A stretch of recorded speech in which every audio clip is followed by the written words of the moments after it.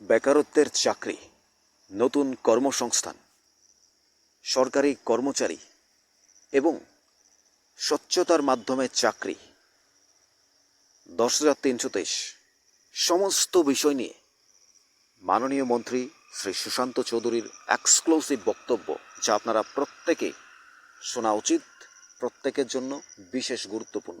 শুনুন তিনি কি বলছেন। তার আগে নিউজ ত্রিপুরা 1 চ্যানেলটি অবশ্যই সাবস্ক্রাইব করুন।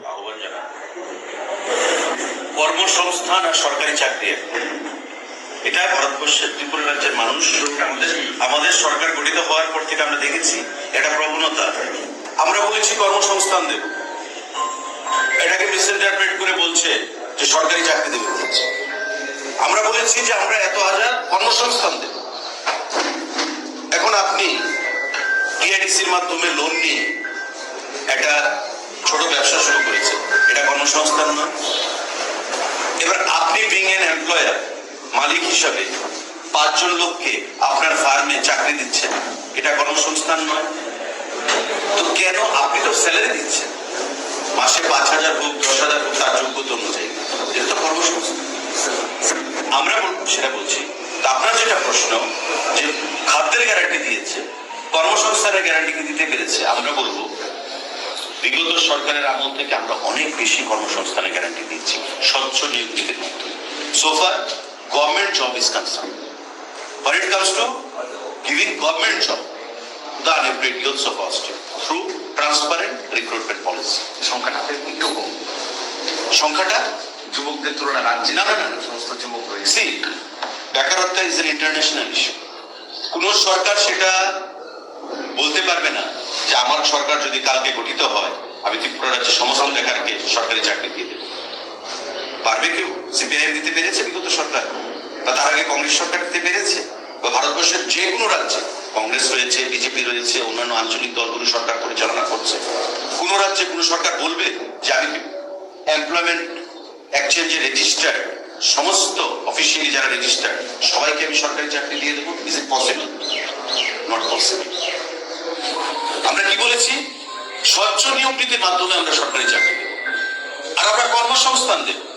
এখানে টিআইডিসির চেয়ারম্যান আছেন নবদল বাবু, উনি বলতে পারবেন ফিগারটা কত আমাদের সরকার আসার পরে যে লোন নিয়ে রাজ্যের যুবকরা কর্মসংস্থান করেছে। আমি ট্রান্সপোর্ট দপ্তরের মন্ত্রী, অটোর পারমিট নিয়ে কতজন বেকারকে আমরা কর্মসংস্থান দিয়েছি। আজকে একটা অটোর পারমিট নিয়ে একটা বেকার প্রতিদিন 400, 500, 700, 1000 টাকা রুজি করেছে, এটা কর্মসংস্থান। আমাদের বিভিন্ন কর্পোরেশন গুলো, এসসি বলুন, এসটি বলুন, ওবিসি বলুন, কর্পোরেশন গুলো লোন দিচ্ছে বেকারদেরকে কর্মসংস্থানের জন্য।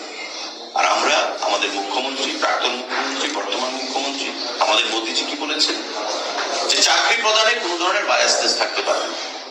আপনাদের চোখের সামনে 10,323 রয়েছে। নিয়োগ নীতি, নিয়ম নীতি তোয়াক্কা না করে জোর করে চাকরি দেওয়া হয়েছে। হাইকোর্ট, সুপ্রিম কোর্টে গিয়ে আজকে 10,323 অন্ধকারের কানাগুলিতে চলে গেছে, রাস্তায় এসে গেছে পরিবার। আমরা সেগুলো তেমন চাকরি দেব না। আমরা এমন চাকরিতে বিশ্বাস করি যে চাকরি যে কোনো সরকারি থাকুক না কেন, চাকরির গ্যারান্টি থাকবে, গ্যারান্টেড জব। যে চাকরিগুলো হয়েছে, জিআরবিটি বলুন, পুলিশের বলুন, ডিপিএসসির মাধ্যমে বলুন, প্রত্যেকটা চাকরির গ্যারান্টি আমরা দিচ্ছি, কোনো চাকরি যাবে না। ঠিক আছে? তো সরকারি নিয়োগ নীতি, ট্রান্সপারেন্ট নিয়োগ নীতি। আজকে জিআরবিটির মাধ্যমে এমন পরিবার আছে, এক পরিবারে 3টা চাকরি পেয়েছে, যোগ্যতা মেধা রয়েছে, যোগ্যতা রয়েছে। কেউ এই চাকরিগুলোকে চ্যালেঞ্জ করতে পারবে, নিয়োগ প্রক্রিয়াকে চ্যালেঞ্জ করতে পারবে? কেউ বলতে পারবে যে স্বচ্ছতা মানা হয়নি বা কোনো কেস হয়েছে একটা চাকরিকে নিয়ে? আগামী দিনেও হবে। সুতরাং আপনারা আশ্বস্ত থাকুন সাংবাদিক বন্ধু, রাজ্যের বেকাররা, আমাদের সরকার যতদিন আছে স্বচ্ছ নিয়োগ প্রক্রিয়ার মাধ্যমে এটা হতে পারে আমি আমার পছন্দ মতো ওই নবদল বাবুর বাড়িতে চাকরিটা দিতে পারলাম, আমি আমার পছন্দ মতো বিপ্লব বাবুর বাড়িতে, সুপ্রিয়া ম্যাডামের বাড়িতে চাকরিটা দিতে পারলাম না, যেটা বিগত সরকারের সময় হয়েছে, চেষ্টা হয়েছে। Level playing ground forum, survival for the fittest বা মেধার মূল্যায়ন, সেটা আমাদের সরকার আমরা করেছি এবং আগামী দিনে সেটা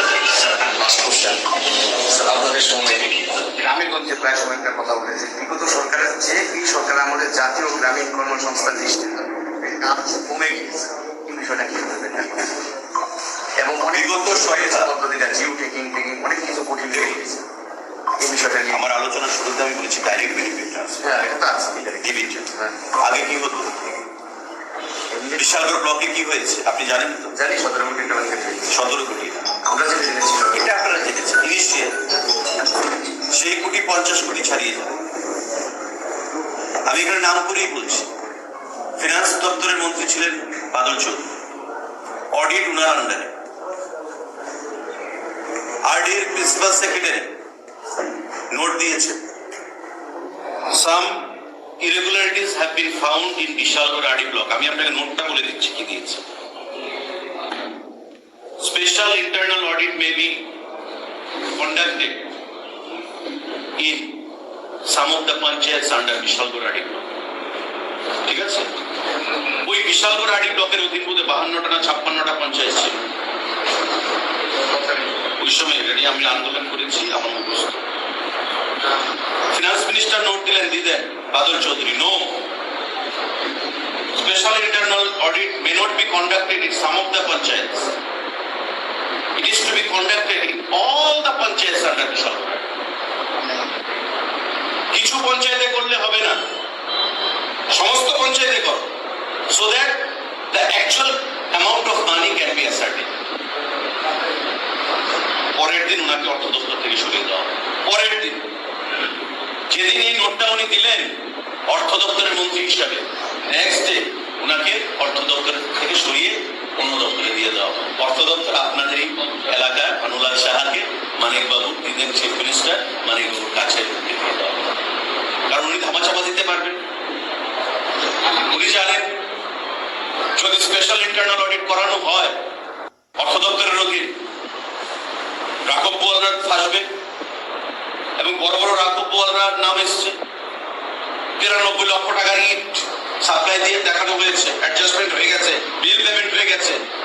রাস্তার নাম দেখিয়ে অডিট টিম এসে যখন দেখলো রাস্তা, দেখে এই রাস্তা তো নেই, জঙ্গল হয়ে, মানে জঙ্গল আছে, রাস্তা বলতে কিছু নেই, মানে জঙ্গলকে রাস্তা হিসেবে দেখিয়ে দেওয়া হয়েছে, ইট সাপ্লাই দিয়ে নেওয়া হয়েছে। এমন আমি নাম নাই বললাম, ভিডিও কে ছিলেন, এই ভিডিওর ভাইকে আমি নাম নাই বললাম, তো স্বাভাবিকভাবেই রাঘব বোয়ালরা ফেসে গেছে। সারা ব্লকে, সারা রাজ্যে বর্তমানে 58টা ব্লক, এই 58টা কিছুটা ব্লক কম ছিল, ওই ব্লকগুলোতে সমপরিমাণ দুর্নীতি হয়েছে, কোথাও 20 কোটি, কোথাও 50 কোটি। কিভাবে হয়েছে? আপনার যেটা প্রশ্ন, আমি কামিং টু দ্যাট ভাই, নেতা বা পকেটে টাকা কাজ, এই যাও জঙ্গল পরিষ্কার করে দাও, তোমার অ্যাকাউন্টে টাকা ঢুকে যাবে। কোথেকে টাকা ঢুকবে? ডাইরেক্ট ডিবিটির মাধ্যমে? নো, ব্লক থেকে। আপনাকে 200 টাকা দেবে, ক্যাশ টাকা দিত, 150 টাকা দিত, 50 টাকা নিজেরা রেখে দিত। ওই যে মধ্যপন্থা আমি যে বললাম, মিডল ম্যান। শুনলেন মাননীয় মন্ত্রী শ্রী সুশান্ত চৌধুরীর অত্যন্ত গুরুত্বপূর্ণ বক্তব্য, যে বক্তব্যের মাধ্যমে চাকরির স্বচ্ছতা, নিরপেক্ষতা, দায়িত্বশীলতা এবং বিগত দিনের চাকরির ক্ষেত্রে দুর্নীতি এবং বিভিন্ন কাজের ক্ষেত্রে বর্তমানে সাফল্য, বিগত দিনের দুর্নীতি, টাকা পয়সা, ডাইরেক্ট অ্যাকাউন্টেন্ট, সমস্ত বিষয়, নতুন চাকরি, কর্মসংস্থান, স্বচ্ছতা, জিআরবিটি সহ অন্যান্য চাকরির চ্যালেঞ্জ সব কিছু বলেছেন তিনি। আপনাদের কি মনে হয় জানাবেন কমেন্টস বক্সে। প্রতি আপডেট পেতে আমাদের চ্যানেলটি সাবস্ক্রাইব করে রাখুন। নিউজ ত্রিপুরা 1 চ্যানেলের সাথে থাকুন।